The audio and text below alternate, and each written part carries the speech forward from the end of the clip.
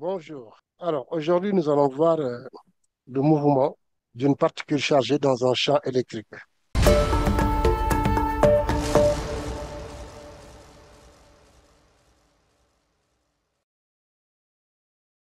Alors, dans un champ électrique, hein, et particulièrement dans un champ électrique uniforme. Alors, pour cela, nous allons d'abord rappeler ce que c'est qu'un un condensateur plan. Alors, un condensateur plan est composé donc c'est deux armatures qu'on appelle aussi des plaques qui sont parallèles. Donc, là, vous avez ce qu'on appelle une armature. Alors, quand le condensateur est chargé, l'une des plaques va porter le signe plus et l'autre va porter un signe moins. On verra ça dans un autre chapitre qu'on appelle donc l'évolution dynamique dans un système électrique. Alors, je suppose par exemple que la plaque qui est au-dessus porte la charge plus. Automatiquement, l'autre plaque va porter le signe moins. Alors, les deux charges doivent être toujours égales. Voilà pourquoi j'ai mis par exemple 5 plus en haut et 5 moins en bas. Ça veut dire qu'une des plaques va porter la charge plus Q, donc l'autre portera la charge moins Q. Alors, qu'est-ce qui va se passer maintenant entre ces deux plaques? Entre ces deux plaques, on aura ce qu'on appelle une zone, c'est une zone qu'on appelle un champ électrique et qui est caractérisé, donc c'est un champ électrique qui est caractérisé par ce qu'on appelle le vecteur champ électrique, le vecteur champ électrique qu'on note E. Alors, comme c'est un vecteur est caractérisé par trois choses. La première des choses à connaître, c'est d'abord ici, dans ce chapitre particulièrement, c'est la direction. Alors, la direction de E sera toujours orthogonale, certains disent perpendiculaire aux plaques. Alors, armature, on dit aussi plaque, hein. Alors, ça c'est la direction. Pour le sens, alors E est toujours dirigé, le vecteur E est toujours dirigé de la plaque positive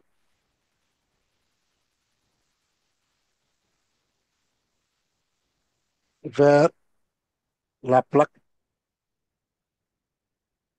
négative. Donc, si je tiens compte de ces deux caractéristiques, si je dois dessiner ici le vecteur champ, il sera exactement dessiné comme ceci. On peut en dessiner plusieurs, hein.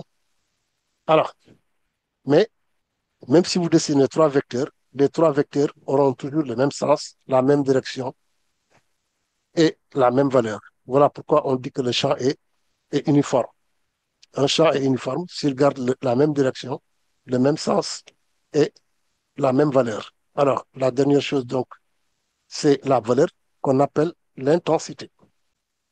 Alors, l'intensité de E, qu'on écrit E sans vecteur, est toujours égale à la tension qui règne, ici ce qu'on appelle la tension U, qui est positive ici, U, et on divise par la distance D, D étant l'écartement, l'épaisseur de l'écartement entre les deux plaques.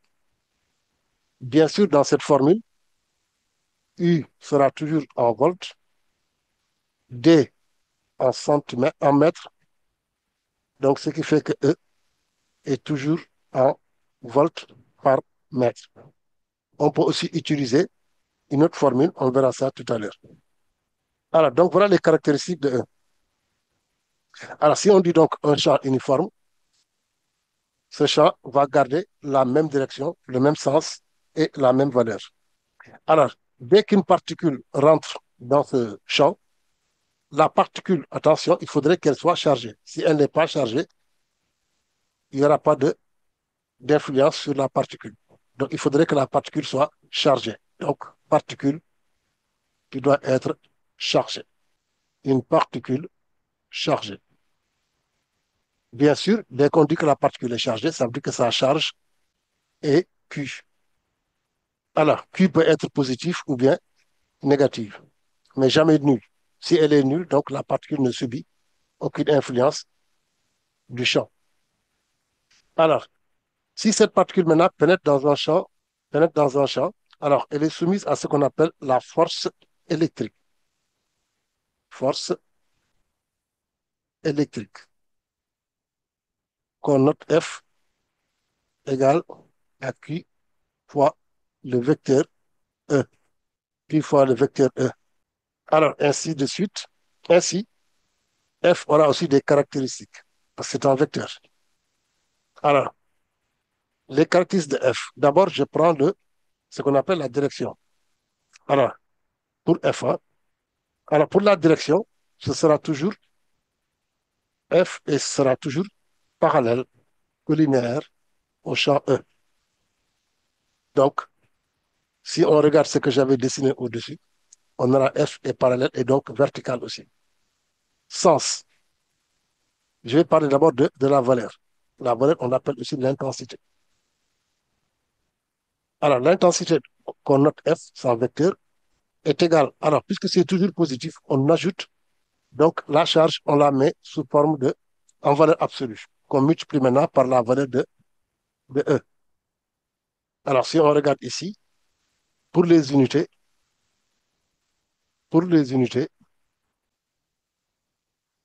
E sera en volts par mètre, la charge Q est en coulomb et F est en newton. Voilà. Alors, la dernière chose qu'on doit connaître, bien sûr, c'est le sens de F. Alors, pour le sens de F, attention, cela va dépendre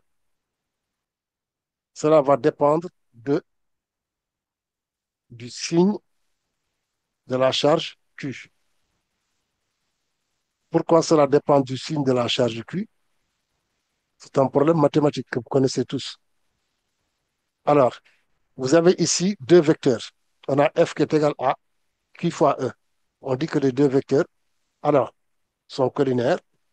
Ils ont le même sens si le coefficient ici c'est Q est positif. Donc, si Q est positive, Q positive, alors F et E de même sens. Mais si Q est négative, alors F et E sont de sens contraire. Sont de sens contraire. Alors, bien sûr,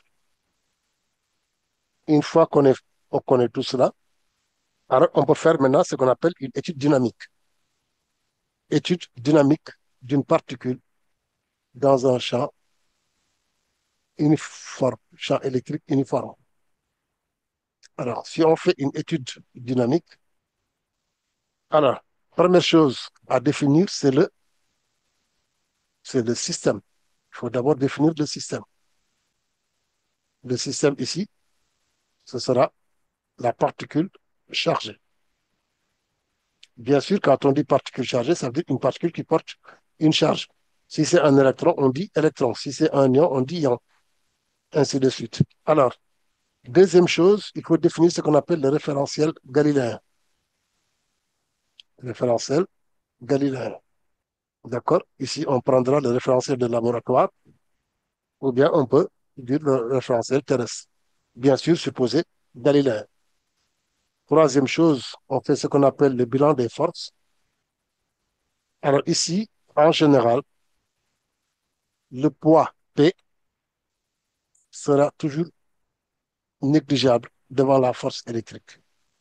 Donc pour nous, tout se passe comme si on n'a qu'une seule force, c'est F. Alors après, généralement, on peut appliquer une des lois. Alors, quelles sont les lois qu'on peut appliquer? La première loi ici, c'est ce qu'on appelle la deuxième loi de Newton. Deuxième loi de Newton. Alors, que dit cette deuxième loi de Newton? Elle dit donc que la somme des forces extérieures, somme vectorielle, ici la somme des forces, il n'y a que F, la force électrique, est égale à ma. Ce qui fait que donc, on va tirer l'expression du vecteur accélération. A va être égal à 1 sur m multiplié donc par le vecteur f. Alors, si on applique or, on sait que f est égal à QE. Alors, si on change, donc on aura A qui va être égal à Q sur M fois le vecteur E. Donc, voilà le vecteur accélération. Alors, si c'est le vecteur accélération, alors on va choisir donc, il faut projeter, il faut projeter suivant des axes. Il faut projeter suivant des axes. Alors, on va prendre un cas. Par exemple, je suppose donc que ça, c'est l'axe des Z. Ça, c'est l'axe des, des X et l'axe des Y. L'axe des Y, donc, c'est un axe qui rentre dans la fin. Alors, je dessine le vecteur E. Le vecteur E. Alors, supposons par exemple ici que le vecteur E est vertical. Alors, maintenant, si on revient à la formule de A, on avait dit Q sur M fois le vecteur E. Alors, si on cherche ce qu'on appelle la composante AX, ce serait égal à Q sur M qui est en scalaire, mais le vecteur E aussi sera projeté et il devient EX. Or, si on regarde le schéma, on voit que E est perpendiculaire à l'axe OX. Cela veut dire tout simplement que la composante de X, de E suivant X vaut 0. Donc, AX est égal à 0. Attention, il faut bien comprendre parce qu'il n'est pas dit que toujours E va être perpendiculaire à X.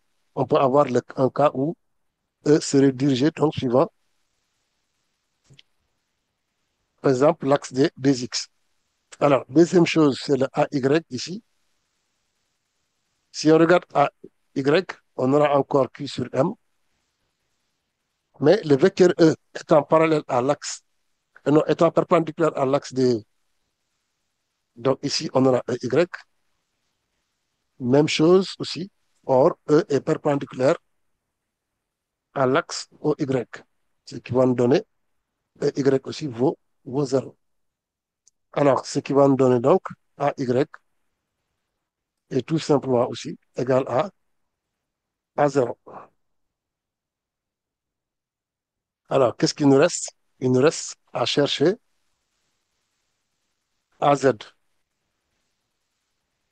Alors, AZ va être égal à Q sur M fois le vecteur EZ fois EZ, la composante du vecteur E. Or, si on regarde bien, E et l'axe des Z sont de sens contraire, mais sont parallèles. Alors, puisqu'ils sont de sens contraire, donc EY, EZ, excusez-moi, va être égal donc à moins E, tout simplement. Alors, ce qui va me donner AZ qui va s'écrire donc Q sur M, E Z, mais EZ est remplacé par moins, donc on aura ici un moins devant. Donc voilà le AZ. Alors, si on trouve maintenant le AZ, on peut maintenant chercher ce qu'on appelle les composantes du vecteur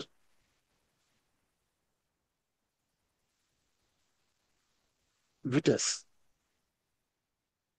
Alors, pour les composantes du vecteur vitesse, il faut faire ce qu'on appelle une intégration. Donc, c'est par intégration. De quoi? Du vecteur accélération. Donc, je cherche une primitive. Alors, on va prendre d'abord le cas de, on sait que donc AX est égal, on a dit, à 0. Cela veut dire que donc par intégration, Vx égale à une constante. Alors, on reviendra sur cette constante. Si je cherche AY, on avait dit aussi que c'était 0, ce qui va me donner ici une deuxième constante que je vais appeler constante prime. AZ étant égal à moins Q sur M fois E, alors Vz va s'écrire moins Q sur M fois E fois T plus une constante que je vais appeler constante seconde. Alors, une fois qu'on a donc les composantes de V, comment trouver les constantes? Alors, généralement, c'est l'exercice qui va vous aider. En quoi faisant? Il va vous donner ce qu'on appelle les conditions initiales. Généralement, on donne V0. Alors, si on donne V0, V0 a trois composantes. La composante suivante X qu'on appelle V0X. Ici, ce sera V0Y. Et là, ce sera V0Z. Alors, ça, c'est quoi en fait? V0, le vecteur V0, c'est tout simplement le vecteur V, mais à la date t égale 0. Or, si on remplace dans les équations, donc on va voir que Vx, qui ne dépend pas du temps, c'est égal à une constante, donc qui va être égal à V0. Donc Vx égale V0. On vient de trouver Vx égale V0. Logiquement, c'est V0x. Hein? V0x. Vy, on avait dit que c'est égal aussi à une constante prime. Mais si on compare, on voit que c'est égal à V0y. Ce qui va nous donner Vy est égal à V0y. Alors, il va nous rester Vz qui va être égal à, on avait dit c'était Q sur M, E facteur de T, plus une constante tierce. Alors, si on remplace T par 0, si on remplace T par 0, on pose que ça, c'est égal à V0Z. Donc, on va trouver que la constante tierce est égale tout simplement à V0Z. Alors, ce qui va nous permettre donc de trouver que Vz est égal à moins Q sur M, E fois T, et on remplace la constante seconde par V0Z. Donc, voilà comment on trouve la composante Vz. Une fois maintenant qu'on a les composantes du vecteur vitesse, si on nous demande de trouver les composantes du vecteur position, donc là, on va au vecteur position, qu'on note OM. Bien sûr, OM de t, parce que ça dépend du temps. Sinon, le corps est fixe. Alors, là aussi, même chose, ce sera encore par intégration.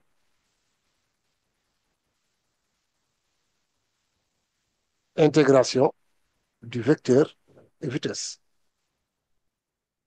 Cela veut dire quoi? Cela veut dire que x va être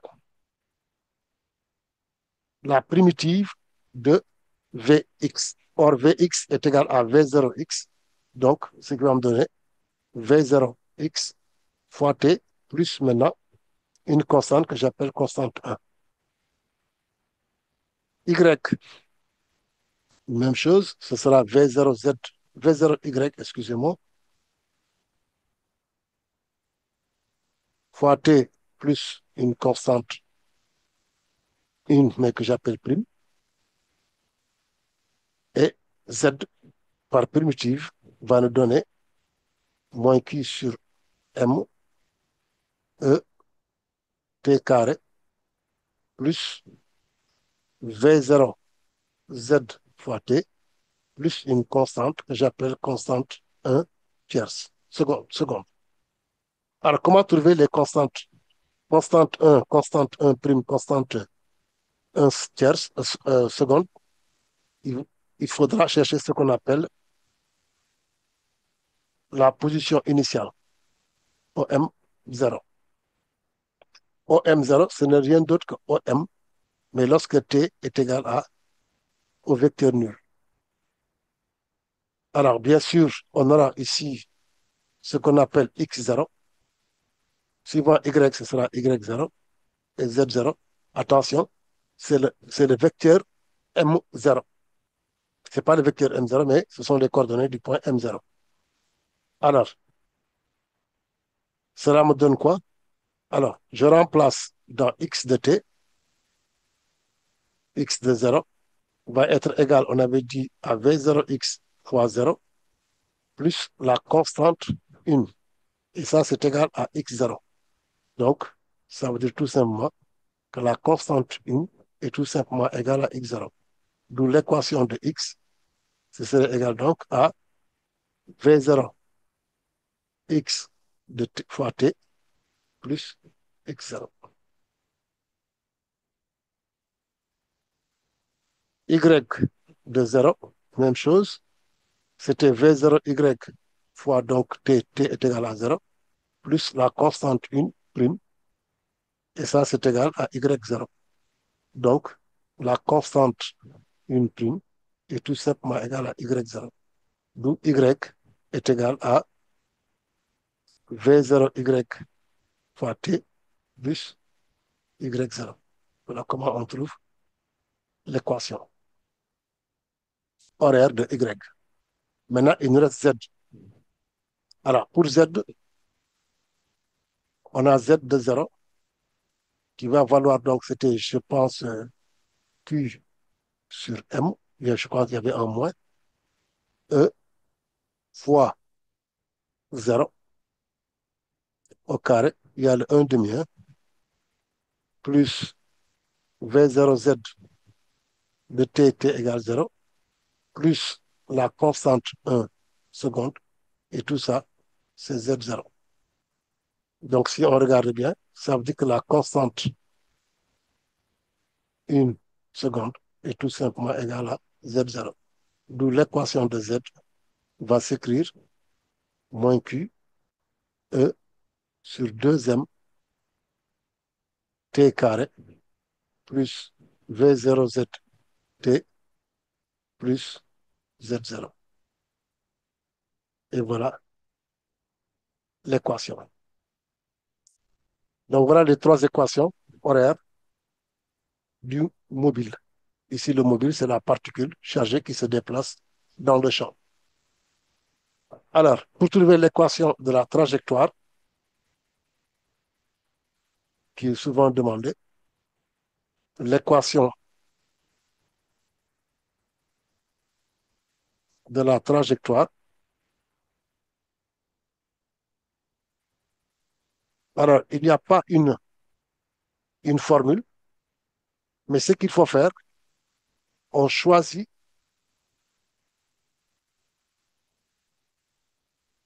l'équation horaire la plus simple. Ici, si on regarde bien, c'est soit x de t, soit y de t. Pour faire quoi? C'est pour avoir l'expression de la date t. Et une fois qu'on a l'expression, on remplace t dans l'équation la plus difficile, c'est-à-dire ici z. Et ça nous permet d'avoir l'équation de la trajectoire. Alors, on va vous demander de donner la nature de la trajectoire. Alors, comment trouver la nature de la trajectoire? Alors, Si je tire, par exemple, supposons que x soit l'équation la plus simple. Donc, j'aurai t en fonction de x. Si je mets dans z, j'obtiens ce qu'on appelle z de x. Donc, z va dépendre de x. Alors, si on trouve que z de x est sous la forme de k1x plus k2, c'est l'équation d'une droite. On dit qu'on a une trajectoire rectiligne, c'est-à-dire une droite. Si vous avez z sous la forme euh, k1x au carré plus k2x plus k3, attention, ici, les conditions, c'est quoi? K1 doit être différent de 0, mais K2 et K3 peuvent être nuls. Alors, si c'est le cas, vous avez une trajectoire parabolique. Alors, le dernier cas, qui vient très rarement, mais même si c'est dans un sujet, on sera obligé de vous donner l'équation, c'est quand on a x moins K1, le tout au carré, plus y moins K2, le tout au carré. Et ça, c'est égal à une constante K3. La condition, c'est que la constante K3 doit être positive. Alors, si c'est le cas, vous avez ce qu'on appelle une trajectoire circulaire, bien sûr. Alors, d'un rayon R qui va être égal à racine de K3. Voilà pourquoi K3 doit être positif. Et de centre, le centre du cercle, je peux l'appeler oméga. Les coordonnées du centre, c'est K1 et K2. Bien sûr, si c'est ce cas-là, ça veut dire que nous ne travaillons pas sur l'axe des X, des Y, donc ce sera K1, 0 et K2. Voilà donc pour la trajectoire. Alors, autre chose à connaître, parce qu'on sera obligé quelquefois d'utiliser le théorème de l'énergie cinétique. Pour cela, il nous faut connaître ce qu'on appelle le travail de la force électrique. Alors, pour le travail de la force électrique, tout le monde sait que le travail, il va quitter un point A pour aller vers un point B. Alors, ce qui va être égal à F scalaire AB, et F scalaire AB, c'est QE scalaire AB. Ce qui va nous donner Q fois E, mais valeur absolue de Q fois E fois la distance AB fois le cosinus de l'angle entre le vecteur E et le vecteur AB. Or, d'après l'intensité de E, on sait que donc cette formule-là,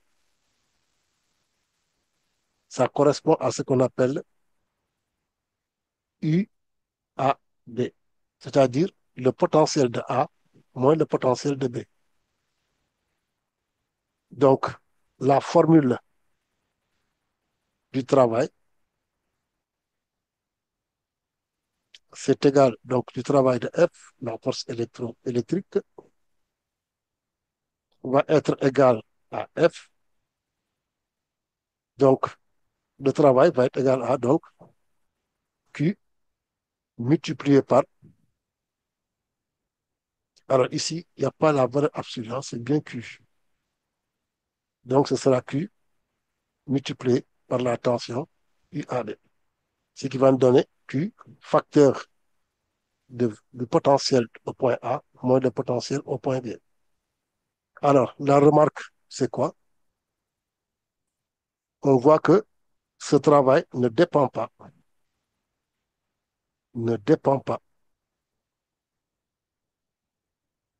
du chemin suivi.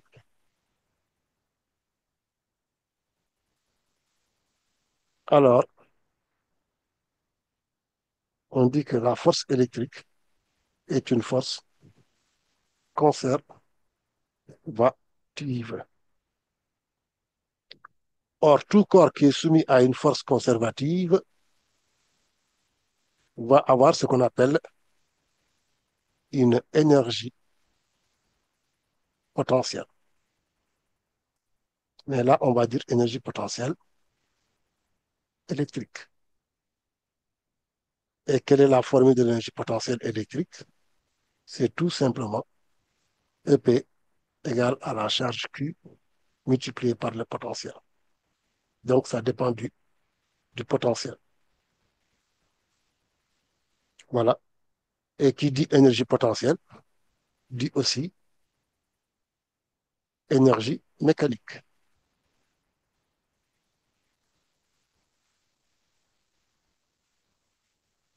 Alors, l'énergie mécanique, sa formule,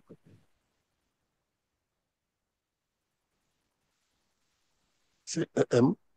Tout le monde sait que c'est EC plus EP. Donc, EM va être égal à un demi de M V carré plus Q fois V. Donc, voilà comment on va écrire l'énergie mécanique.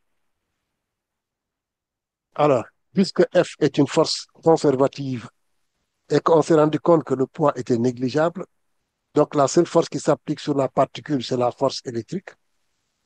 Et cette force étant conservative, ça veut dire que donc, il y a ce qu'on appelle la conservation de l'énergie mécanique. Cela veut dire quoi? Ça veut dire que EM est tout simplement égal à une constante. Généralement, c'est la constante, c'est quoi? C'est M0. Alors, ça veut dire quoi? Ça veut dire que si vous appliquez la conservation, si vous êtes au point A, on aura un demi de MVA. Attention à l'écriture. Ici, on va changer, on va mettre plutôt, voilà, un demi de MVA au carré plus QV au potentiel au point A égale à un demi de M, ici c'est A, VB au carré plus QVB aussi, même chose pour les autres points. Donc voilà ce qu'il faut connaître sur la particule chargée dans un champ électrique.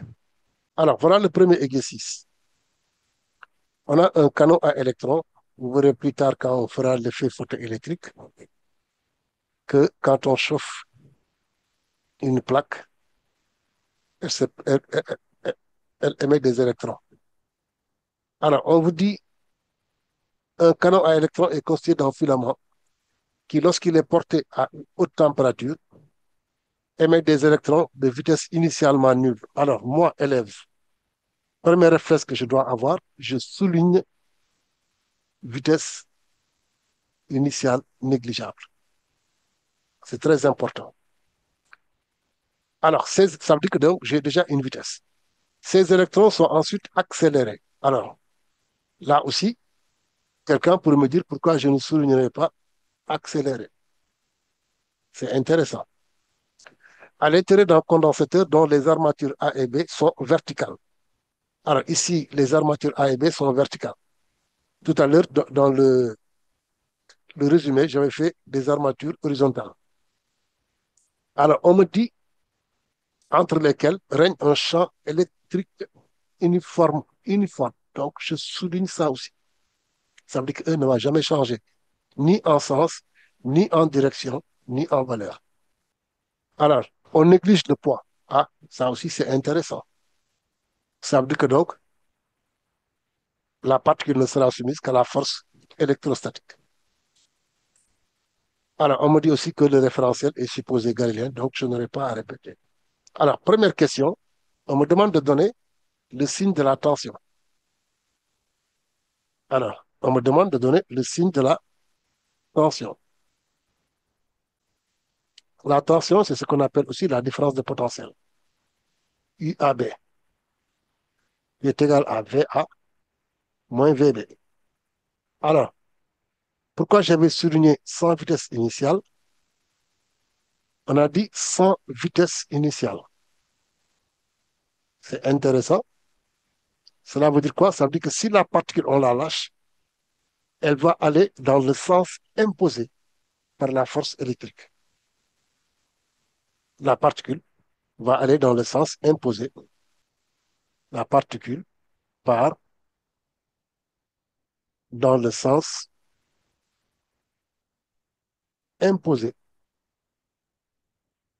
par la force électrique.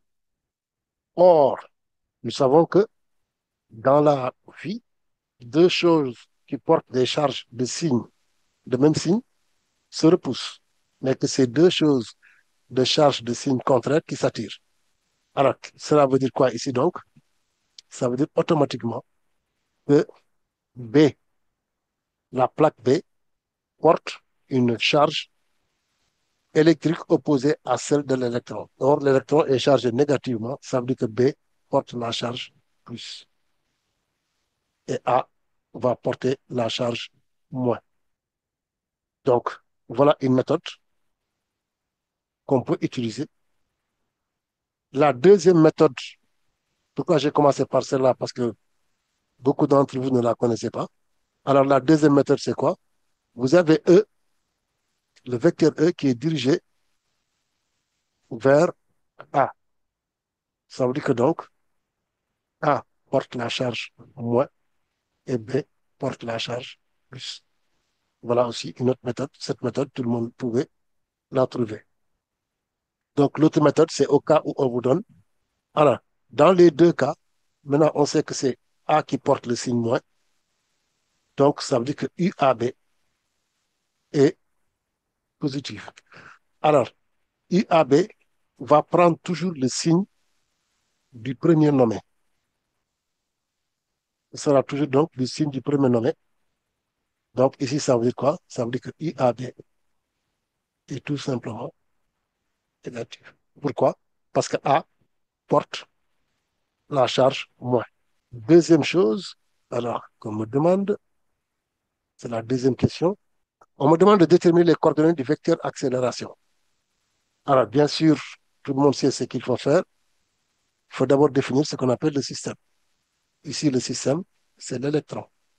Référentiel terrestre supposé galiléen. On peut dire aussi le référentiel de laboratoire supposé galiléen, parce que ce sont des expériences qu'on ne peut faire que dans un labo, dans un laboratoire. Alors, si on fait le bilan des forces, il n'y a qu'une seule force, c'est F, donc ici, qui est égale à QE. Et comme on me demande le vecteur accélération, dans mon cours, je sais qu'il n'y a que la deuxième loi de Newton. Si je connais bien sûr les forces, il n'y a que la deuxième loi de Newton qui me permet de trouver. Donc, je vais poser F est égal à MA. Donc, je remplace F par sa formule, c'est QE, donc est égal à MA. Et avec ça, donc, je vais trouver que le vecteur accélération égale Q sur M fois le vecteur E. Alors, pour votre culture générale, Q sur M, c'est ce qu'on appelle, c'est une charge divisée par une masse, donc, c'est ce qu'on appelle une charge massique. Et son unité, c'est coulomb par kilogramme. Alors, si je continue donc, alors si je regarde le schéma maintenant, nous avons l'axe des X et l'axe des Y. Ça veut dire qu'ici, l'axe des Z n'est pas représenté. Et puisque nous sommes dans un repère à trois dimensions, ça veut dire que là, ici, si on regarde bien, donc ça veut dire que l'axe des Z est perpendiculaire à la fin. Alors, si je cherche donc AX, Q sur M ne change pas, mais le vecteur E devient égal à EX. Or, si je regarde sur le schéma, je vois que EX est tout simplement égal à moins 1. Vous voyez ici par rapport au résumé, voilà déjà un premier changement. Deuxième chose, pourquoi moins 1? Parce que c'est parallèle à l'axe des X, mais de sens opposé. Voilà pourquoi il y a un signe moins. Donc, AX va être égal à moins Q sur M fois E. Je vais chercher maintenant AY. Alors, AY, c'est égal à Q sur M fois la composante suivant Y de, du vecteur champ électrique. Or, si on regarde bien, E est perpendiculaire à l'axe des Y. Donc, EY vaut 0. Alors, le pourquoi, on l'a dit, c'est E est perpendiculaire à l'axe OY. Donc, ce qui me donne AY égale 0. AZ, c'est la Q sur M fois EZ. Or, alors ici, on n'a pas représenté l'axe des Z. C'est un axe qui va être sortant de la feuille.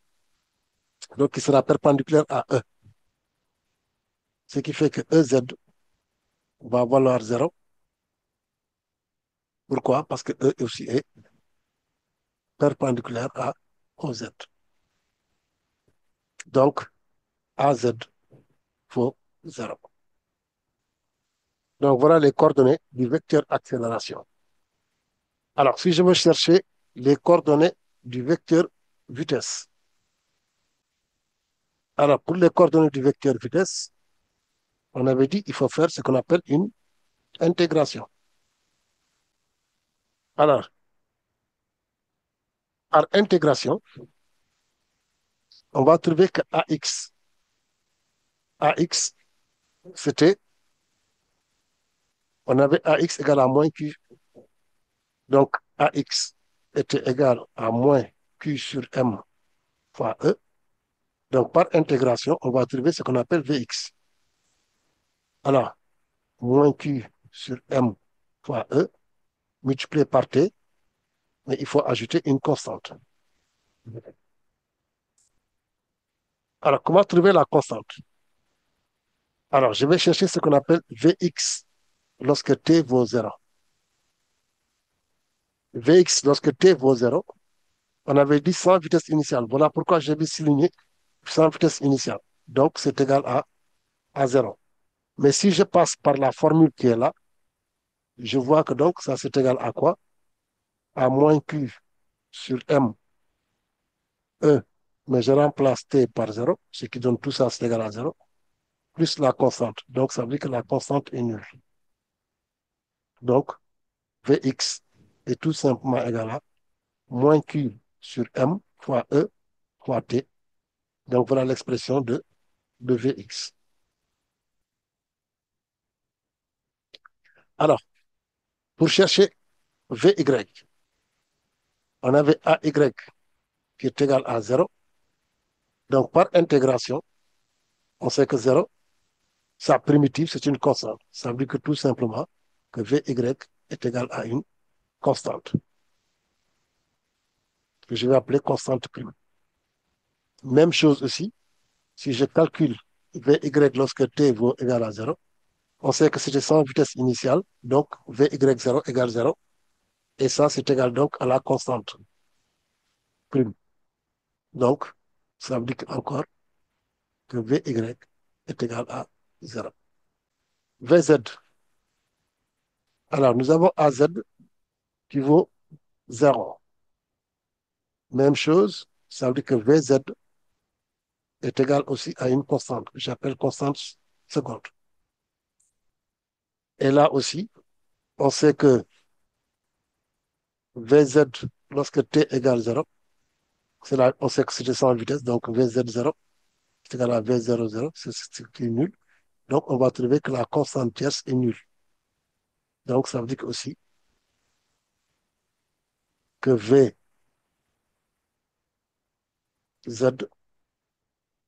est égal à est nul. Donc, j'ai les composantes Vx, Vy et Vz. Est-ce qu'il y a des questions? C'est bon. Donc, ça veut dire qu'on peut continuer. Alors, maintenant, on me demande de trouver. Donc, j'ai trouvé les composantes du vecteur V, les composantes du vecteur accélération, en déduire l'expression de la valeur de sa vitesse à chaque instant. Deuxièmement, c'est la question 3, expression Alors, V, attention, ici, ils ont dit la valeur de la vitesse. Donc, alors, je sais que la valeur d'un vecteur, c'est tout simplement égal à quoi? À la racine de la somme au carré de ses composantes au carré, hein. Donc, ce sera Vx au carré plus Vy au carré plus Vz au carré. Or, Vy et Vz sont nuls. Il ne me reste que Vx au carré. Donc, ça sort en valeur absolue. Alors, ce serait égal à quoi? Il suffit de remplacer. Donc, on aura Q. Bon, en fait, on peut garder le moins, c'est pas grave. Moins Q sur M, E. Or, tout le monde sait qu'il s'agit d'électrons. Donc, Q est égal à moins E. Donc, ce qui va me donner V est tout simplement égal à E sur M fois E. Attention, il manquait le T ici. Donc, voilà l'expression de la vitesse. Question 4. Alors, pourquoi on dit à chaque instant? Parce que si vous regardez bien, ça dépend du temps, hein. Alors, pour la question 4,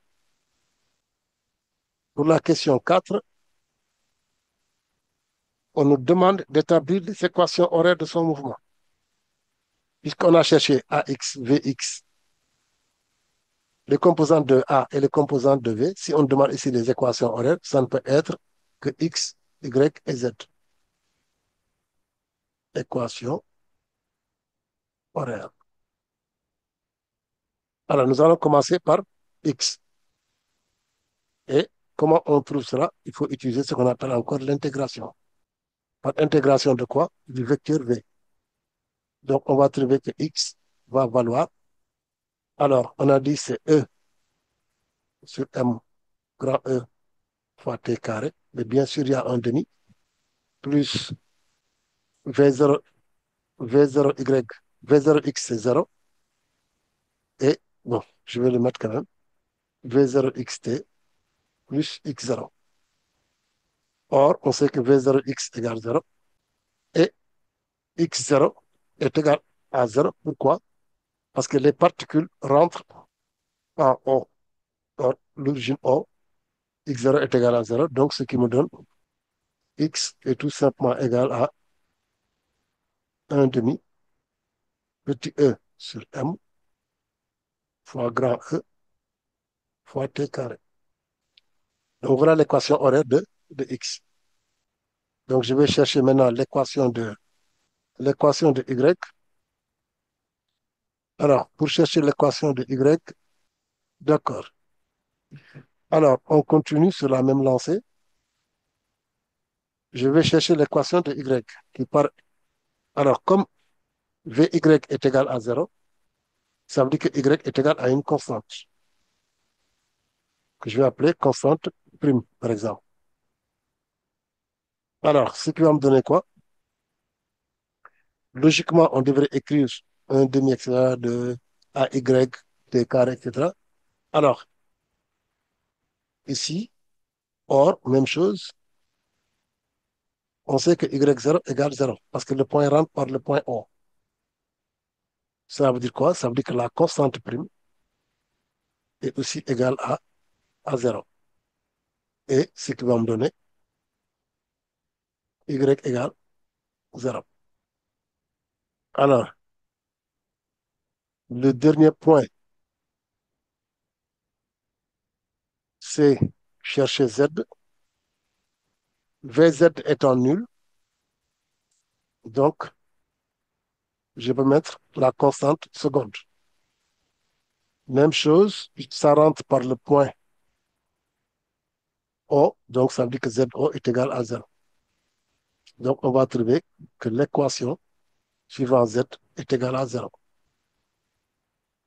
Donc voilà les composantes suivant X, suivant Y et suivant Z du vecteur position.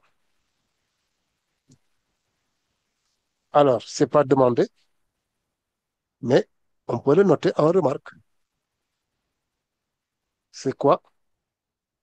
On remarque qu'il n'y a pas de mouvement suivant OY et aussi suivant OZ. Donc, le mouvement est rectiligne uniformément accéléré. Et suivant quelle direction? Suivant la direction OX. Si maintenant il y avait une autre coordonnée où le mouvement, il y a mouvement, on aurait donc dans ce cas un mouvement plan. Là, c'est un mouvement rectiligne. Alors, la cinquième question. Cinquième question, on me demande de montrer que l'expression de la vitesse qui parvient lorsque elle parvient à la plaque B s'écrit sous cette forme-là. Alors, je rappelle que j'avais souligné vitesse initiale égale 0. Et là, on parle de la vitesse en B. Donc, j'ai la vitesse initiale, je connais quelles sont les forces qui s'appliquent sur le système. On me demande une autre vitesse. Ça veut dire que donc, je ne peux qu'appliquer là ce qu'on appelle le théorème de l'énergie cinétique. Le théorème de l'énergie cinétique. Que dit le théorème de l'énergie cinétique? Le théorème de l'énergie cinétique me dit que la vitesse finale, l'énergie cinétique finale, donc c'est m, un demi de mv b au carré, moins l'énergie cinétique initiale, c'est va, un demi de, c'est égal à quoi? À, au travail de la seule force ici. Donc, or, on a vu que le travail de la force, c'est tout simplement Q fois UAB. Q fois UAB. Alors, or, dans l'exercice, si je regarde, on m'a donné la distance entre AB, on m'a donné E, mais on n'a pas donné la tension. Donc, je ramène la tension à sa formule que je connais. C'est E fois la distance D. Donc, ceci va être égal à Q, E fois la distance D. Et comme la vitesse en A égale 0, donc je me trouve avec un demi de M VB au carré égale Q, E fois D. Alors, ce qui va me donner quoi? Bien sûr, c'était accéléré. Donc, ici, il y a un petit problème. C'est quoi? C'est que on sait que E est égal à valeur absolue de UAB sur D. Or, si on regarde, on avait dit que UAB avait un signe négatif. Donc, je dois mettre ici un signe moins pour dire que c'est UAB sur D. Moins UAB est positif, hein. Donc, ici, il y a un signe moins. Donc là, il y a un signe moins aussi. Si je mets le signe moins, après, on sait que Q est égal à moins 1. Donc, on se trouve avec un demi de M VB carré égale à E grand E fois D. Alors, je vais en profiter pour faire quelque chose qui pose beaucoup de problèmes, c'est-à-dire quand on doit tirer ici la vitesse. Pour tirer la vitesse, il faut qu'il laisse seulement le VB ici. Alors, pour cela, qu'est-ce que je dois faire? Donc, ici, j'ai un demi, donc je multiplie ici par 2. Mais si je multiplie par 2, ça veut dire qu'à droite aussi, je dois multiplier par 2. J'ai la masse ici, je divise par la masse. Donc ici aussi, je dois diviser par la masse. Et là, on retrouve, donc, regardez bien, il va me rester VB au carré égale donc à petit e, grand E fois D. Donc ici, les M se simplifient, les 2 se simplifient, il restera que VB carré, qui va être égal à quoi? À 2E fois 2 petit e fois grand E sur M, et tout ça multiplié par D. Donc VB va être égal à racine de 2E grand E sur M. Alors, est-ce qu'il y a des questions? Ça va. Ah si, il y a Rania qui lève la main. Oui, J'aimerais demander, le D, il est parti où? le, Le D. Bien, ah oui, le petit D, oui, il est parti où? Il est là. ok. Je l'avais seulement sauté. Merci. Mais il est dans la racine, hein. Merci beaucoup. Donc voilà ce qu'il fallait montrer. Alors, une autre méthode. Alors, je sais que à la plaque B, X, ça veut dire que la particule, lorsqu'elle arrive sur la plaque D, a parcouru la distance D, tout simplement. Donc, qu'est-ce que je fais? Je vais poser X qui est égal à un demi de E sur M fois grand E fois T carré. Je pose égal D. Avec cette formule, je tire donc T. Alors, je rappelle, ici, il y a un demi. Je multiplie le tout par 2, ce qui va me donner donc 2 ici déjà. Il y a M en bas, je multiplie tout par M. Donc, ça veut dire qu'ici, je vais avoir M aussi. Et ici, il y a grand E, je divise donc par grand E. Et là, il va me rester donc le D. Bien sûr, il y a le petit E qui descend aussi. Donc, voilà la formule de T carré. Avec cette formule de T carré, je peux tirer T. Donc, T va être égal à racine de 2 M petit d sur petit e grand E. Alors, si on met ça dans l'équation de V, quelle est l'équation de V? C'était égal à E sur M grand E fois T. Donc, au point B, on aura ici VB, on aura ici E sur M fois E. Et maintenant, je remplace T par sa formule. Alors, ici, donc, je vais mettre TB. Là, on va mettre TB, TB, et ici aussi, TB, et là, on aura VB. Donc, si je remplace TB par sa formule, ce sera 2M D sur petit e fois grand E. Voilà. Alors, qu'est-ce qu'il faut faire maintenant? Tout ce qui est devant, je vais mettre ça dans la racine. Mais quand vous mettez ça dans la racine, ça devient élevé au carré. Donc, ce sera égal à racine carrée de. Alors, le premier E qui rentre qui devient un carré. Le grand E qui rentre qui devient aussi un carré. M qui rentre, ça fera M au carré. Et le reste ne change pas, c'est-à-dire 2M D sur petit e et grand E. Donc, si je fais ça, alors je vois que je peux simplifier par M. Donc, ici, le carré disparaît. Je peux simplifier par E. Ce E disparaît. Donc, le carré qui disparaît. On peut simplifier par grand E. Donc, ici, le carré disparaît. Et qu'est-ce qui va me rester? Il va me rester VB égale à racine de 2. Il reste un grand E. Il reste ici un petit E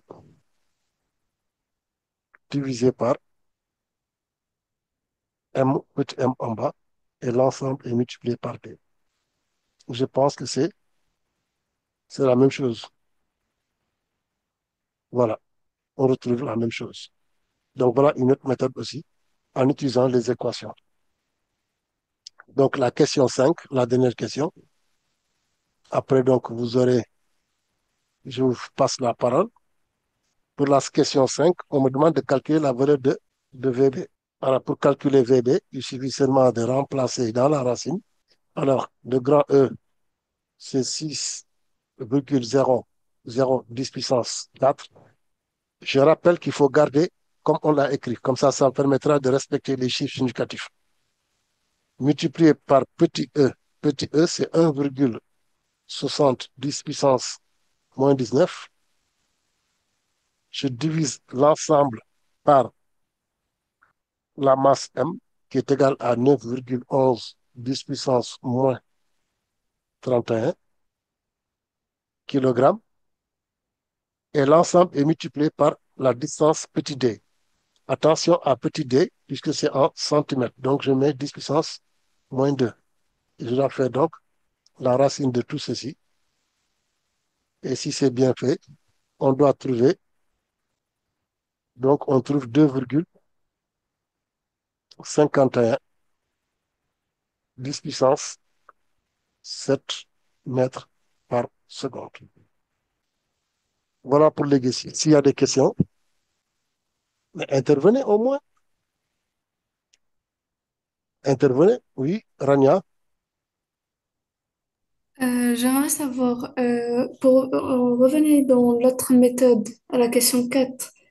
euh, j'aimerais savoir pourquoi x est égal à d.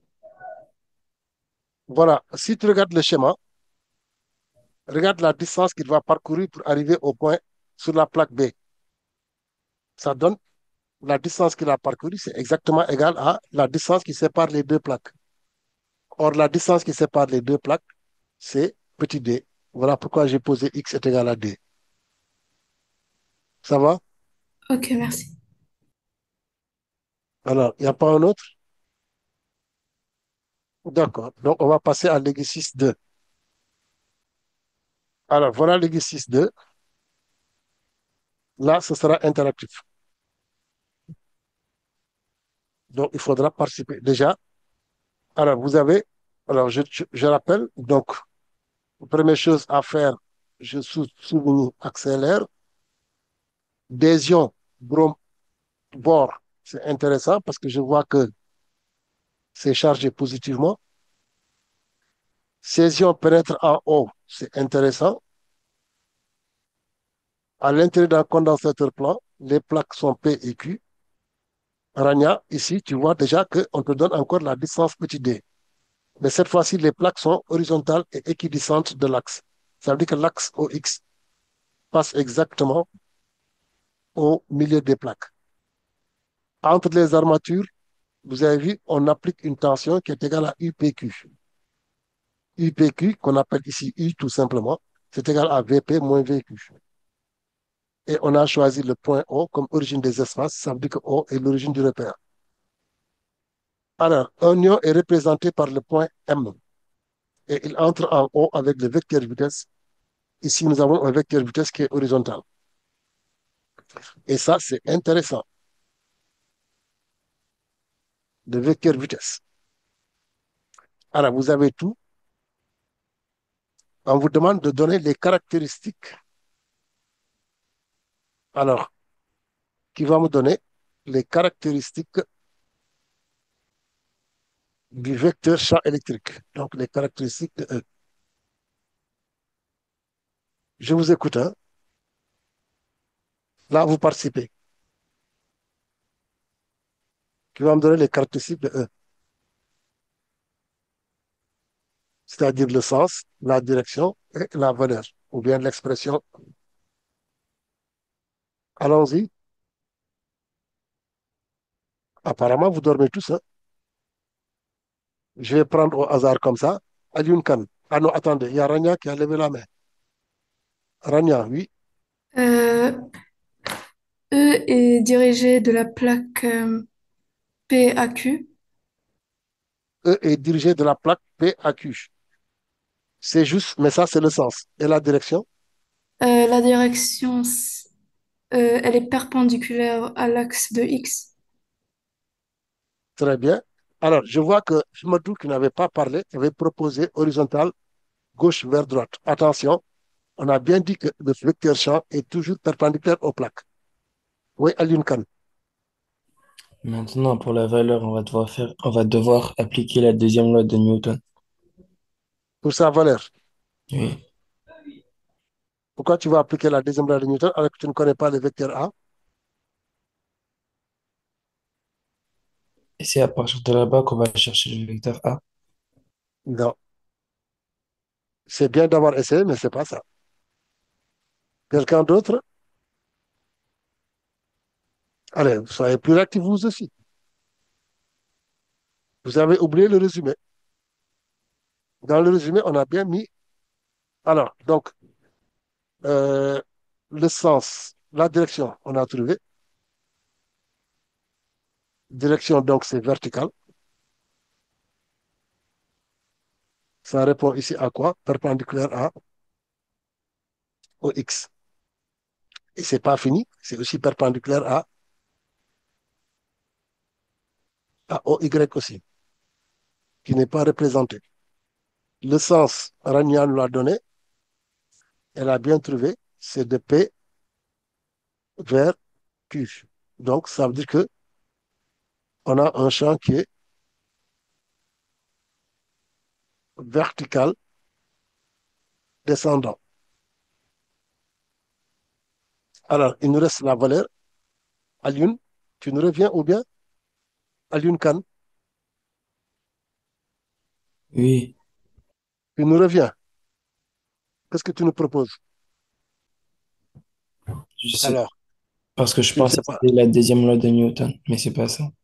Non, la deuxième loi de Newton, tu vas avoir une deuxième inconnue. C'est l'accélération qu'on ne connaît pas. Mhm, Tu me suis? mhm. C'est bon. OK, quelqu'un d'autre? Pourtant, c'est dans le résumé et dans l'exercice qu'on vient de faire. Alors, pour la valeur de E, on avait dit E est égal à quoi? C'est à la valeur absolue de la tension UPQ divisée par la distance petit d, tout simplement. Voilà. Et avec cette formule, on a E qui va être égal à quoi? La tension, c'est 10 puissance 4. On divise par petit d. Petit d, c'est 10 centimètres. Donc 10 puissance moins 2. Ce qui va me donner 10 puissance 6 divisé par 10, donc 10 puissance 5. Donc E est tout simplement égal à 10 puissance 5 volts par mètre. À l'une, cette formule, il faut la connaître par cœur. Hein. Il ne faut pas l'oublier. À connaître par cœur. Comment vous dessinez le cœur comme ça? Donc voilà une formule qu'il faut connaître par cœur. Alors, deuxième question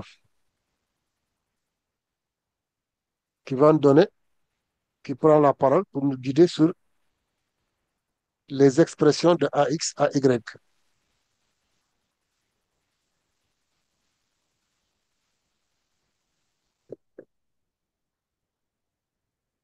Khadija, ah oui, Abdul Gadiri. Oui, Euh, Gadiri. oui, la valeur les coordonnées de AX Oui, sont égales à zéro parce qu'il n'y a pas de mouvement, il n'y a pas de mouvement suivant OX. non. Comment tu as fait ça?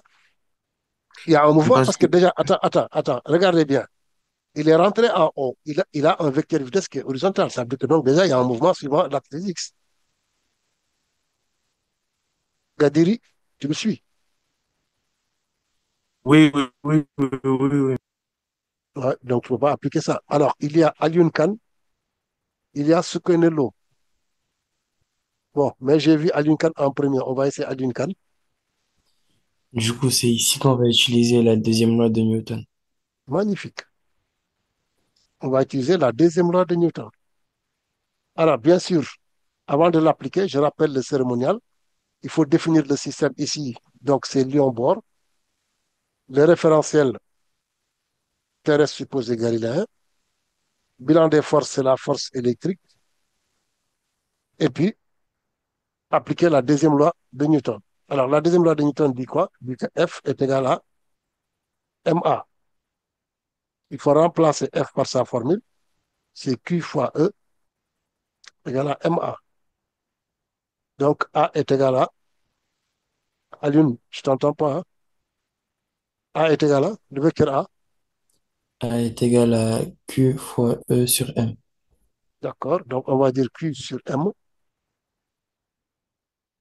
fois le vecteur E.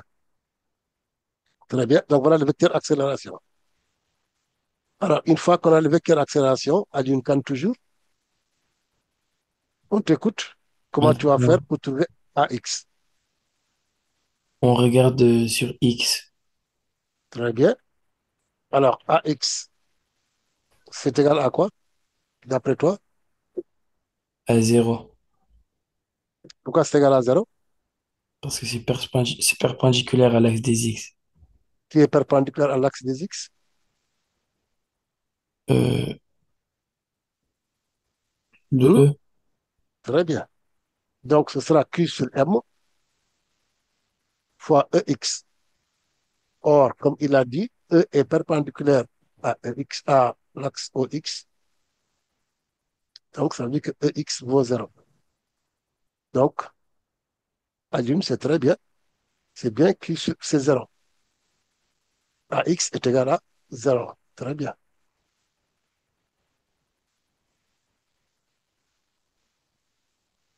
Bon, tu continues ou bien quelqu'un d'autre comme Soukaina qui avait levé la main, je ne sais pas. Bon, c'est à toi, c'est à vous de voir. Alioune, tu continues. Et tu laisses à... Oui, Soukaina? Je suis là. Oui, on t'écoute. AY, Oui, c'est égal à Q fois M, Q sur M fois EY. Q sur M fois EY. Très bien. Et EY, E, il est perpendiculaire à l'axe OY. Donc, Très c'est bien. égal E à est 0. d'accord. OY. Donc, EY vaut combien? 0. Très bien. Donc, AY. Il vaut 0. Merci. Tu continues ou bien tu donnes? Il y avait quelqu'un qui avait levé la main. Je crois que c'est. Tu continues. Ah, Soukaina, on t'écoute. AZ, c'est Mhm. égal à Q sur M fois EZ.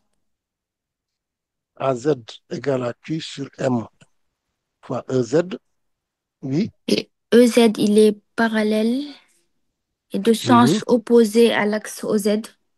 D'accord. Donc, E est parallèle à OZ et quoi? De même sens. Non, sens opposé. Sens opposé. D'accord. Donc, ça donne quoi?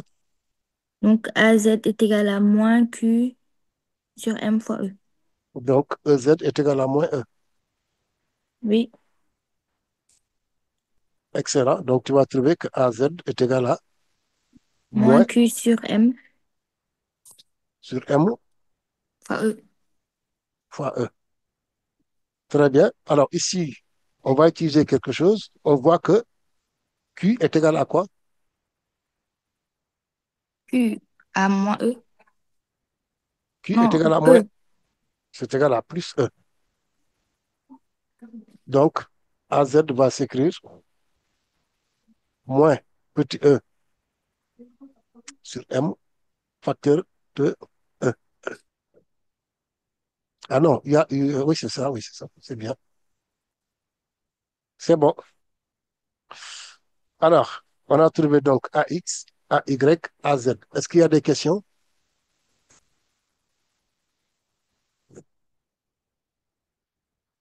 Il n'y a pas de questions. D'accord.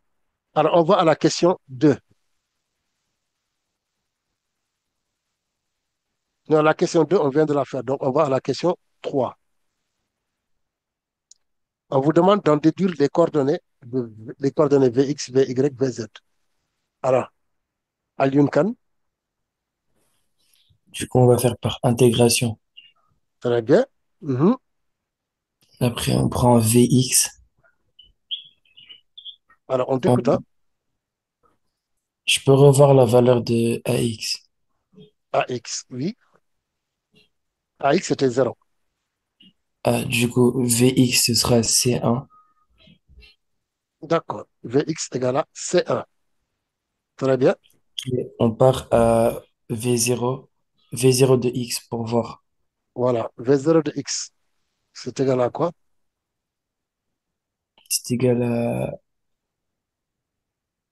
V0. C'est égal à V0. Pourquoi c'est égal à V0? Parce que c'est, quand on regarde V0 sur X, ça Mhm. correspond à V0 sur l'axe des X. Très bien.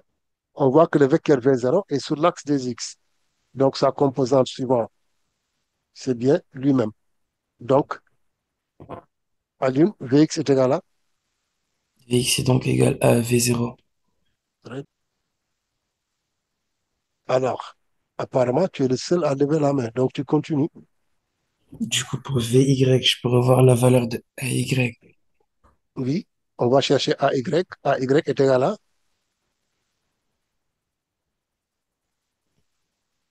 Oui, Il est égal à 0.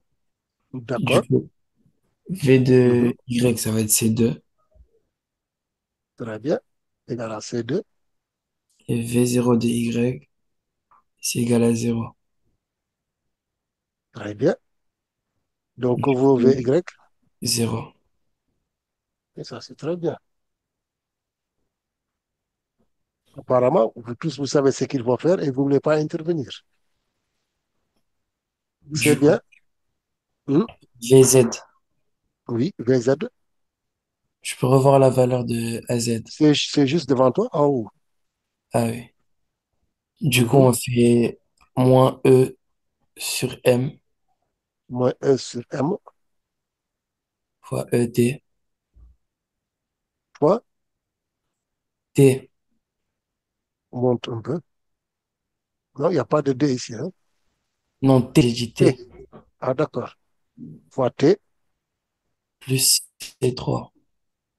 plus C3. Très bien. Après, Mhm. on regarde AT égale 0. Oui, Ça fait V0 de Z oui.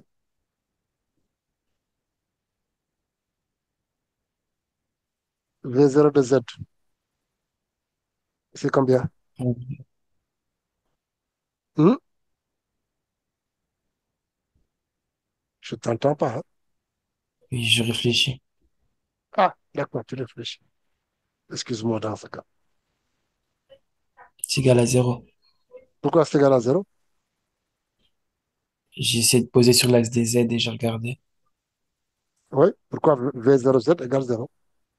C'est perpendiculaire. Excellent. C'est perpendiculaire. Donc, alors, VZ, VZ de 0 va valoir moins E sur M fois grand E fois 0 plus C3. Et ça, c'est égal à 0. mhm. Donc, quelle est la conséquence? VZ égale moins EE sur M T. Donc, il n'y a pas de C3. Mhm. Ça, c'est très bien. Donc, VZ est égal à moins E sur M grand E fois T, tout simplement.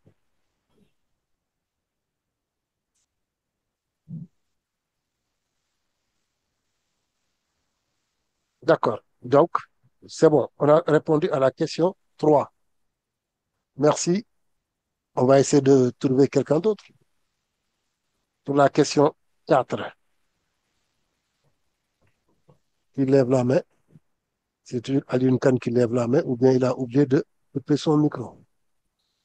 On va voir s'il y a un autre. Bon, attendez, on va essayer de choisir au hasard. Océane Iok. Est-ce qu'elle est là? Oui, monsieur. Oui, on t'écoute pour la quatrième question. On te demande de trouver X, Y et Z. Qu'est-ce qu'il faut faire? Pour X, vous pouvez remonter, s'il vous plaît. Pour X, ça sera égal à V0T. X égale V0T. D'accord, X égale V0T. C'est tout. Y, plus Ah non, constante. non, non. Plus Comment constante. tu as fait? Ah, plus constante. D'accord, on va l'appeler C4. Et comment trouver la constante? C'est 4. On va faire x0. On va chercher x0. Oui, Alors, x0, c'est combien? c'est 0. Pourquoi c'est égal à 0? C'est sur la même ligne que le V0 est sur la même ligne que le x0. Non, non, c'est pas parce que le v0 est sur la même ligne que x0. Non, c'est pas ça. Mais c'est vrai que x0 vaut 0. Mais l'explication n'est pas bonne.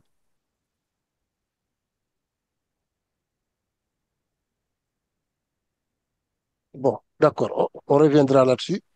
Donc, pour toi, donc ça implique quoi? Que x égale à V0t. D'accord, donc ça veut dire que c'est 4 égale 0. Oui. Donc, x est égal tout simplement à v0 fois t. C'est bien. Mhm. Y, c'était égal à 0 tout à l'heure, donc ça fait que c'est égal à une constante. Donc, je vais appeler C5. Mhm. Et la constante aussi, elle va valoir 0. Pourquoi? Parce que y0 est égal à 0. Mhm. Pardon? Oui. D'accord. Et là Après, aussi, attends, là aussi, tu n'as pas expliqué. Pourquoi c'est égal à 0? Parce que tout à l'heure, tu avais dit parce que x est sur l'axe des x. oui. V0 plutôt. Et là, qu'est-ce que tu vas dire? Ah. D'accord. D'accord. On va continuer. Z.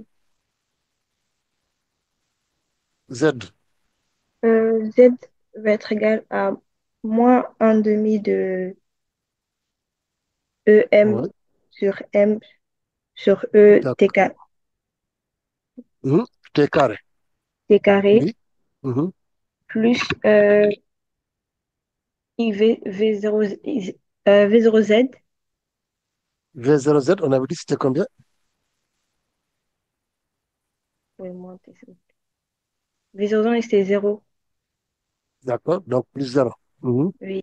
Et plus une constante également. D'accord. Donc, on va l'appeler C6.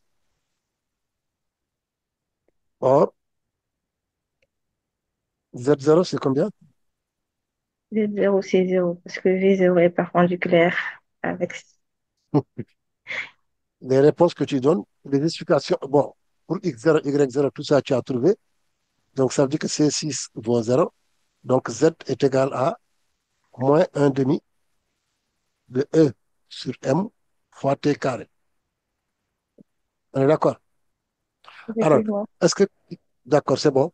Maintenant, est-ce qu'il y a quelqu'un d'autre pour nous dire pourquoi X0, Y0 et Z0 sont nuls? Rania, Parce que ça commence à la date T, donc il n'y a pas de mouvement. non, c'est pas ça. C'est vrai que ça commence à T égale 0. Il n'y a pas de mouvement. Ce que l'eau, On a dit que les ions pénètrent en haut et à haut, les coordonnées de haut, c'est 0, 0, 0. d'accord, c'est ça. C'est parce que ça rentre par le point O. Regardez bien, le mouvement commence en O. Or, les coordonnées du point O sont bien 0, 0, 0. Alors, il y a Mbaké qui dit que ce sont les conditions initiales, mais il faut les maîtriser. C'est vrai que ce sont les conditions initiales, mais il faut connaître les conditions initiales. Les conditions initiales, c'est A0, le vecteur A0, vecteur accélération initiale, le vecteur vitesse V0 initial et le vecteur position aussi initiale. Donc, je rappelle que le vecteur V0 nous donne les constantes pour lorsqu'on intègre pour trouver Vx, Vy et Vz. Donc là, on utilise le vecteur vitesse initiale. Et si on veut connaître maintenant x0, y0, etc., non, les constantes d'intégration pour x, y, z, on utilise OM0. OM0, M0 c'est quoi? C'est le point d'entrée dans le champ. Or, si on regarde bien, il rentre en O. Voilà pourquoi on avait souligné, il entre en O, c'est important. Très bien. Donc, est-ce qu'il y a des questions par rapport à ce qu'on vient de faire? Donc, IOC, c'est pas parce que le vecteur vitesse, hein, donc c'est par rapport au premier point d'entrée dans le champ. D'accord, monsieur. Voilà, très bien. Alors, on va à la question 5. Quelqu'un d'autre? Pourquoi pas? Je vois au hasard comme ça. Catisson. La question 5, c'est quoi? Montrer que la trajectoire du point se situe entièrement dans le plan.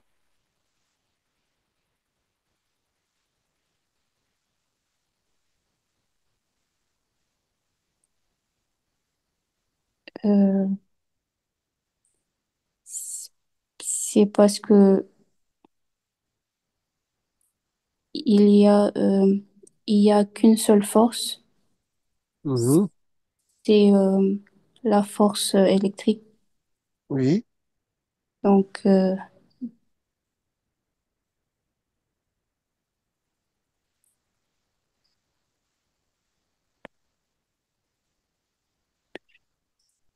d'accord. Pourtant, dans l'autre exercice, quand je corrigeais, j'avais fait la remarque. C'était pas demandé. J'ai mis une remarque. J'ai dit si X, euh, on avait Y égale 0 et Z égale 0, et on avait dit que le mouvement était rectiligne. Parce qu'il n'y avait pas de mouvement suivant X et Y. Si vous vous rappelez bien. Si on l'applique ici, qu'est-ce qu'il faut dire?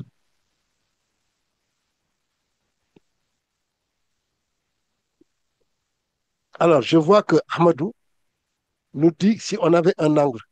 Donc, si le vecteur vitesse V0 avait fait un angle par rapport à l'axe des X, effectivement, cosinus et sinus allaient intervenir dans les formules. Attention, les formules cosinus et sinus sont là-dedans, hein. Parce que si on regarde bien l'angle, l'angle ici c'est 0. Cosinus de 0 c'est 1. Voilà pourquoi le cosinus n'est pas venu. Et sinus de 0 c'est 0. Voilà pourquoi aussi, même chose. On les a bien utilisés, hein. Sauf que ici l'angle c'est 0 degré. Je vous en prie. Alors, Cathy, oui, tu n'as pas une idée. non. Pourtant, c'est devant toi. Bon, quelqu'un d'autre. On reviendra à toi, Cathy, hein. Euh, Hadib Sey.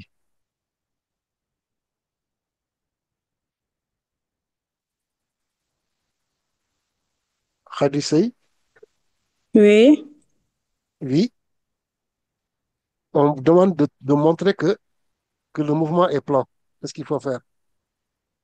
que le mouvement est plan. C'est ça C'est qu'on nous parce a que dit, oui. il Oui, y a pas de mouvement suivant Y. voilà. Donc ça, on va le noter en rouge. Si on a un mouvement plan,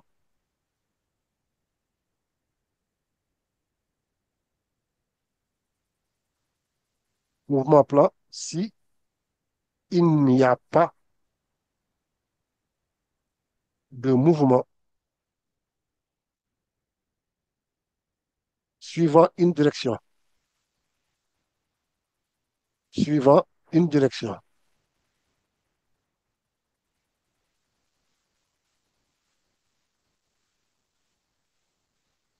Donc je reprends. S'il n'y a pas de mouvement suivant une direction, le mouvement est plan. S'il n'y a pas de mouvement suivant deux directions, le mouvement est rectiligne. Voilà. Donc ici, la réponse. Alors, il n'y a pas de mouvement suivant quoi? C'était quel Suivant Y. suivant Y. Donc,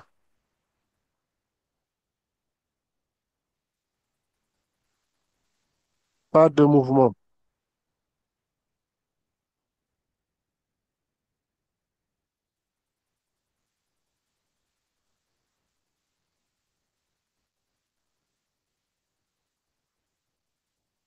suivant OY. Donc, ça veut dire que le mouvement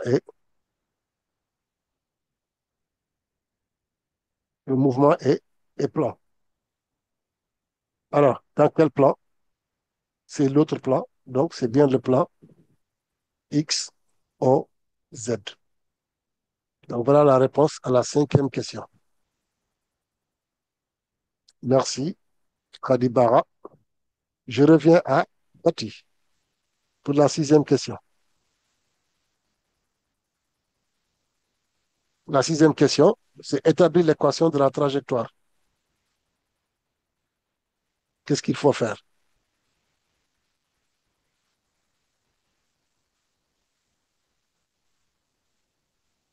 Oui, On fait Z en fonction de X. on cherche Z en fonction de X. D'accord. Pourquoi tu cherches Z en fonction de X? Et pourquoi pas X en fonction de Z ou bien X en fonction de... Alors, donc, on sait que le mouvement est dans le plan X au Z. Donc, soit c'est X en fonction de Z, soit c'est Z en fonction de X. Alors, Cathy, toi, tu nous proposes. Z en fonction de X. Pourquoi? Parce que Parce que... Alors, on te montre des équations. Tu as ici l'équation de Z. On monte, on va voir, on trouve l'équation de X. Voilà l'équation de X.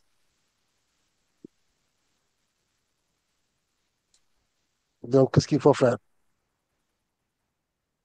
pour remplacer le T Ou il faut d'abord tirer T d'où? de X. De X. Pourquoi tu l'as fait?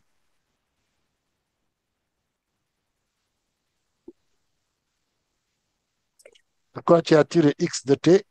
Non, T de X et pas T de Z.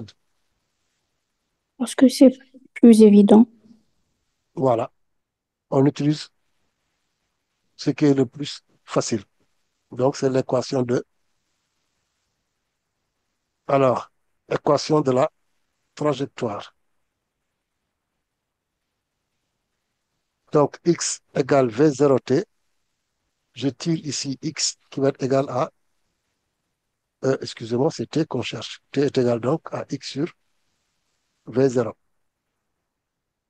Une fois que j'ai tiré, donc comme tu l'as bien dit, on met ça dans Z.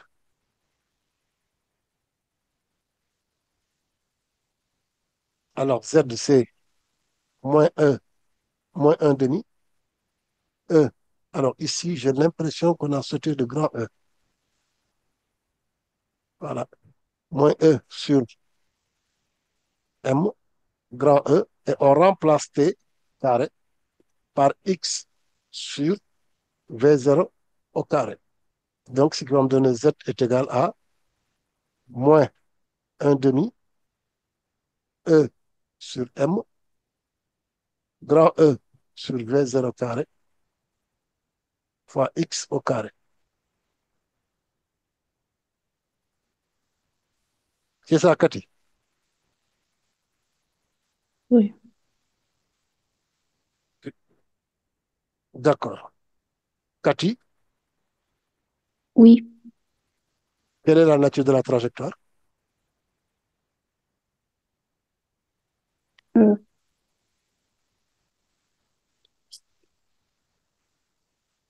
C'est la question 7, hein?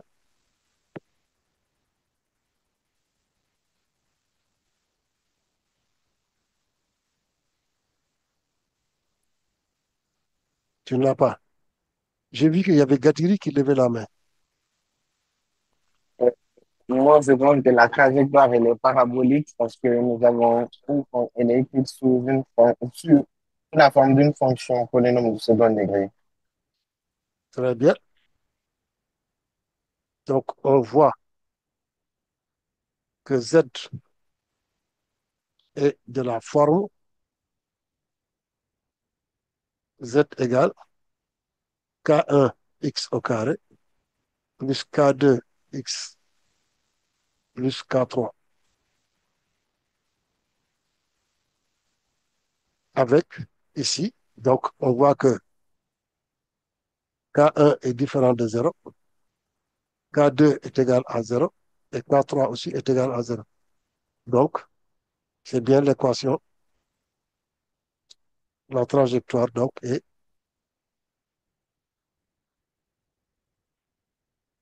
parabolique. C'est très bien. Alors, je vois qu'il y a... Ah, apparemment, il est parti. J'avais vu Khadija Diouf. Bon, on va essayer avec Ahmadou Mbake pour la dernière question. Apparemment, tu es le seul à ne pas avoir parlé.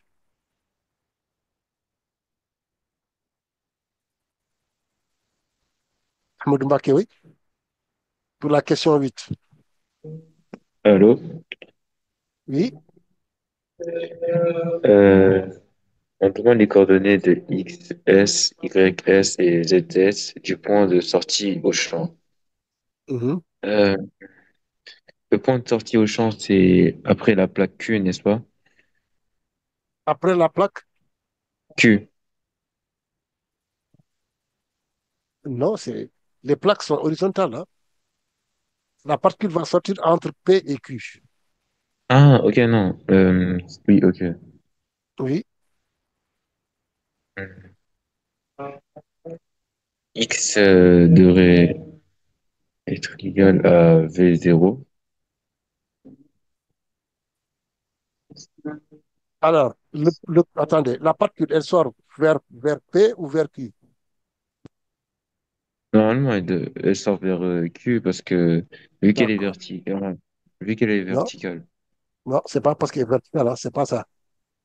C'est parce que si c'est... vous regardez, si on regarde l'axe, si on regarde l'équation de Z, on voit qu'on a un coefficient qui est négatif. Ah, ok. Et comme le X est au carré, donc ça veut dire que Z est toujours négatif. Donc si je fais le schéma, Oui. donc c'est ce que je suis en train de faire en bas, tout le monde voit Hmm. que donc ça va rentrer et sortir par là. Donc voilà ce qu'on appelle le point S. Donc, Ok. alors, quelles sont les coordonnées de... Alors, je commence par XS. Yes. Ce sera... Chance, on peut mettre V0, V0T. Non, non, non. Regarde le schéma. Il faut regarder le schéma. Oui, mais on n'utilise pas les coordonnées qu'on a trouvées tout à l'heure. Ah, je ne sais pas, Ou je ne c'est sais des pas, ça coordonnées. dépend. Il faut d'abord regarder. Oui. Je reviens à Alioune Khan, par exemple. Pourquoi pas? Alioune, Oui, oui, je t'écoute. XS, ce serait égal à quoi?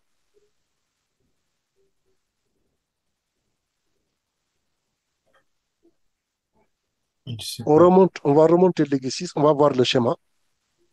On va regarder le schéma ensemble. D'après vous, XS serait égal à quoi?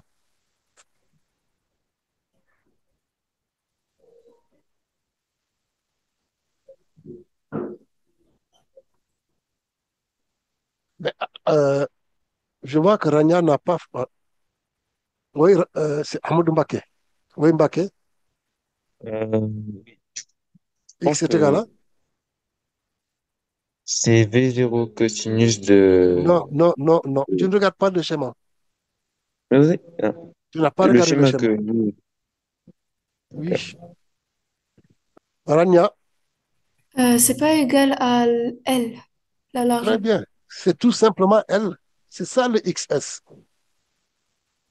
Donc XS est égal à L. Il suffit seulement de regarder le schéma pour trouver ça. Et le YS, ce serait égal à combien?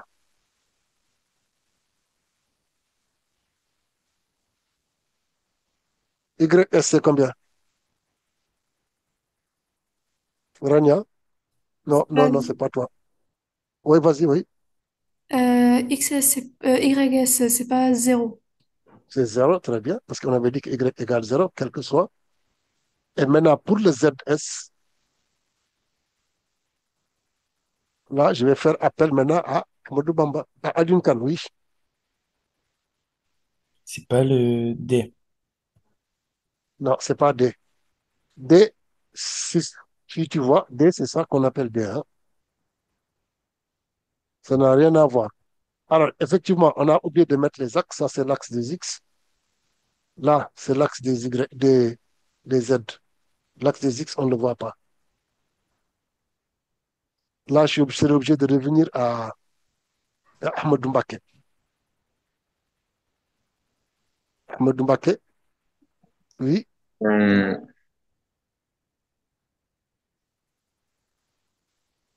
Mhm.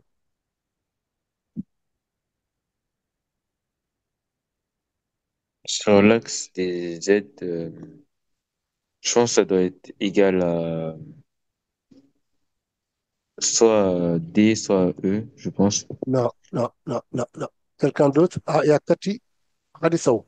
Khadisei, excusez-moi. Khadisei, On remplace la valeur de x dans l'équation de la trajectoire. c'est tout. On remplace x dans l'équation de la trajectoire. Et quelle est l'équation de la trajectoire? Oui, c'est ça. Donc, ça fait moins un demi. E sur M, grand E sur V0, je pense, au carré.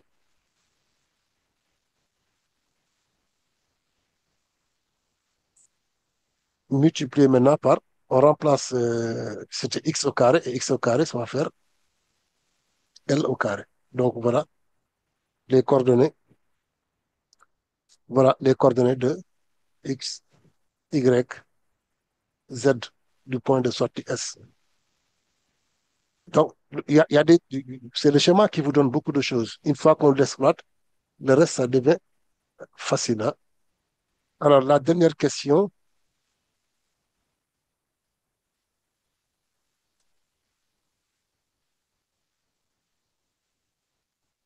quelle est la nature de la trajectoire?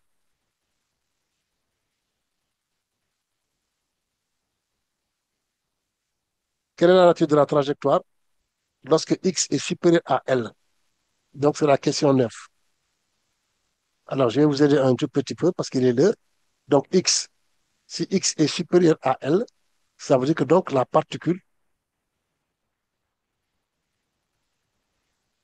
est sortie du champ. On vous demande seulement de dire quelle est la nature de cette trajectoire. Allez-y, quelqu'un peut me dire? Alors, je rappelle qu'au bac, c'est comme ça. Si vous regardez bien, il y a 80%, c'est parce que les 90% sont dans la leçon. Mais il y a une question comme celle-là, par exemple, c'est pas dans la leçon.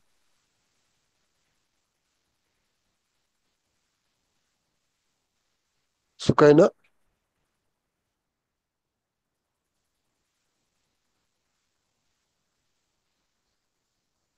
elle n'a pas de réponse.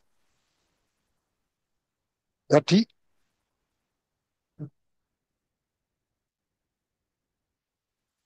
Alioune Kane,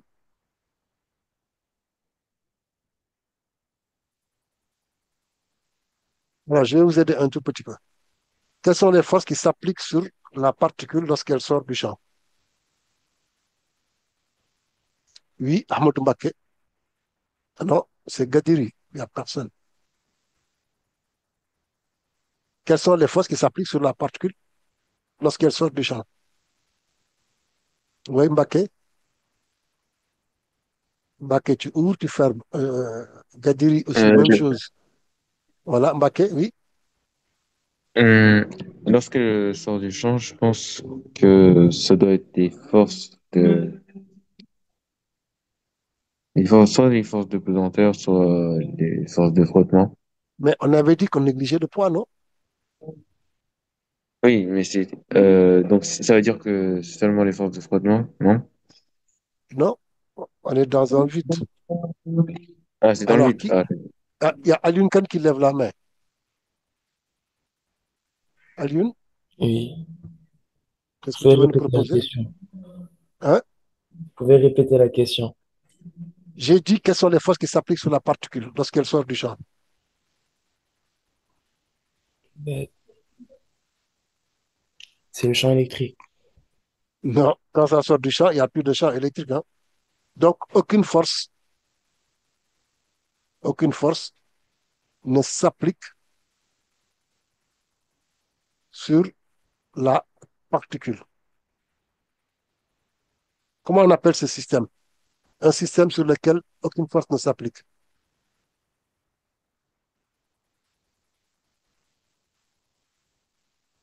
Personne ne lève la main, hein. C'est ce qu'on appelle, on dit qu'elle est isolée. C'est une particule isolée. Alors, si vous avez un corps sur lequel il ne s'applique aucune force, quelle est la nature de son mouvement? C'est le programme de seconde.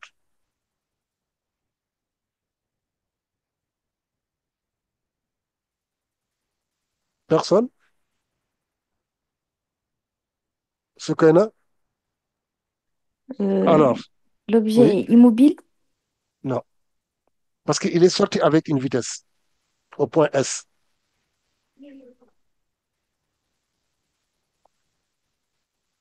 Donc, d'après d'après la deuxième loi, excusez-moi, ce n'est pas la deuxième loi, c'est la première loi.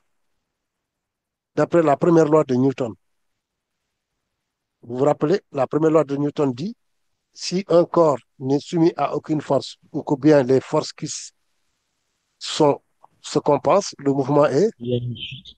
Il est le uniforme. mouvement est à l'une, J'ai dit, il est uniforme. pas seulement uniforme, il y a quelque chose qui manque encore. Rectiligne. Voilà. D'après la loi de Newton, le mouvement est rectiligne, uniforme. Très bien, à l'une. Voilà. On vient de terminer l'exercice. Bon, la participation n'a pas été au, au top aujourd'hui, hein. Je ne sais pas si c'est le ramadan ou pas. C'est vrai que c'est la fin de semaine, mais j'aimerais bien que la prochaine fois, qu'on soit plus dynamique. Et j'espère que vous avez compris beaucoup de choses aujourd'hui. Donc, si je dois faire un petit résumé rapide, donc savoir ce que c'est qu'un champ uniforme, c'est un champ qui ne change pas en sens, en direction et en valeur. Dans le cas du champ électrique, le vecteur champ est toujours perpendiculaire aux plaques, premièrement. Le vecteur champ est toujours dirigé de la plaque positive vers la plaque négative. D'ailleurs, il y a un langage qui est utilisé. On dit que le champ descend les potentiels. Troisième chose à connaître, c'est savoir, ça c'est la dynamique, tout simplement. Donc, définir le système, faire le bilan des forces, choisir le référentiel, appliquer la deuxième loi de Newton ou bien le théorème de l'énergie cinétique ou bien la conservation de l'énergie mécanique. Alors, savoir aussi que quand on cherche les équations, on fait toujours, donc on cherche le vecteur accélération.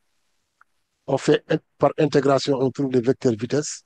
Par intégration, on trouve le vecteur OM. Et je rappelle que les constantes pour le vecteur vitesse sont données par le vecteur V0 et les constantes pour le vecteur OM, c'est la position initiale de, d'entrée, la position initiale d'entrée dans le champ. Et une fois donc on a ça, après on cherche des équations horaires, on choisit la plus simple. De la plus simple, on tire la formule de T et avec T, qu'on remplace dans l'autre et on trouve l'équation. Si l'équation est sous la forme ax carré plus bx plus c, c'est une parabole. Si c'est de la forme ax plus b, donc j'avais dit c'est une droite.